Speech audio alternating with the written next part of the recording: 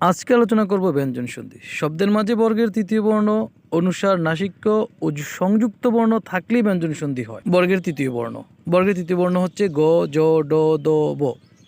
বর্গের তৃতীয় বর্ণ ভাঙার নিয়ম হচ্ছে ওই বর্গের প্রথম বর্ণ যোগ স্বর, যেমন দিগন্ত দিক যোগ অন্ত, সুবন্ত সুপ যোগ অন্ত, উদ্যোগ উদ্যোগ যোগ, এভাবে দিগ্বিজয় তদ্রূপ ইত্যাদি।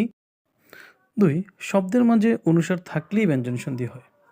অনুসারের পরিবর্তে ম হয়, যেমন সংলাপ সংযোগ লাভ, সংসার সংযোগ সার, সংঘাত সংযোগ ঘাত, এভাবে বারংবার কিংবা সর্বংসহা সংশয়। নাসিক্য বর্ণ থাকলেই ব্যঞ্জন সন্ধি, নাসিক্যের পরিবর্তে ম হয়, যেমন সন্তাপ সমযোগ তাপ, সঞ্চয় সমযোগ চয়, কিন্নর কিমযোগ নর, এভাবে সংখ্যা সন্ন্যাস কিম্বুত সম্মান ইত্যাদি।